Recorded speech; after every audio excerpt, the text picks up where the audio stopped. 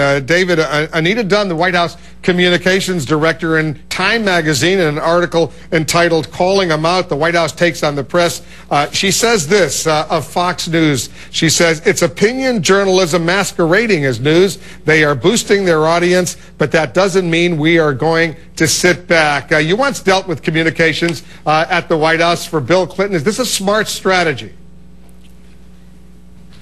It's a very risky strategy, Wolf. It's not one that I would advocate. I understand why Anita Dunn, for whom I have a great deal of respect, and her colleagues in this White House are angry and frustrated by some of the coverage they've gotten. It's gotten pretty contentious out there, as you know, and part of that is showing up in cable news and elsewhere. So I understand why they're frustrated. Wolf, if you're going to get very personal and against the media, you're going to find that the animosities are just going to deepen, and you're going to find that you sort of almost draw viewers and readers to the people you're attacking. You build them up in some ways. You give them stature.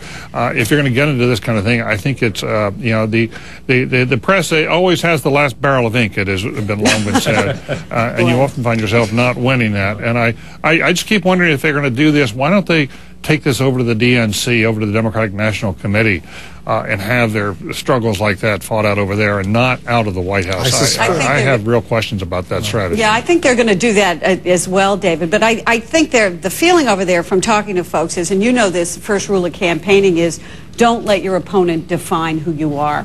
And I think there was a sense that maybe they were sitting back too much, particularly over the summer, and letting their opponents define them, the talk of death panels and all the kind of stuff about health care.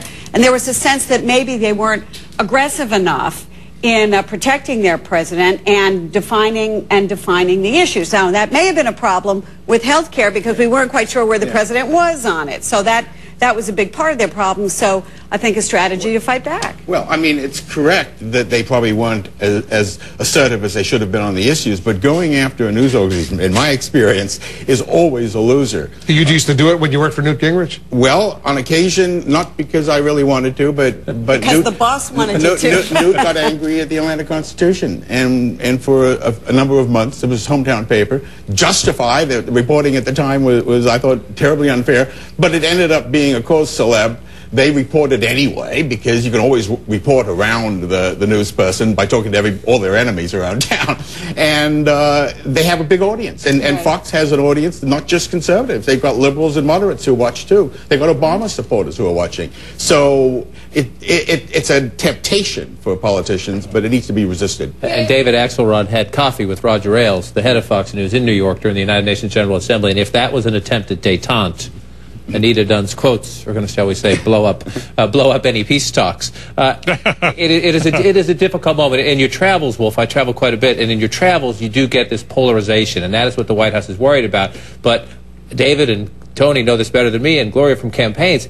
The environment is polarized, and if they further polarize it by getting into a fight with Glenn Beck and Sean Hannity and Bill O'Reilly and others at Fox News, it is the congressional Democrats on the ballot next year who will be at risk in this polarized environment. Yeah, Obama's only been a boon to their ratings, and I don't understand how this kind of escalation of rhetoric and kind of taking them on one-on-one would do anything other than escalate their ratings even more. It does something else. It lowers the prestige. I mean, if you're president or speaker, at a certain level, you don't want to be seen to be engaging that kind of petty bickering. You know, if you're just a congressman, or maybe you can do it. But at that level, I think it's a mistake. Let me move on.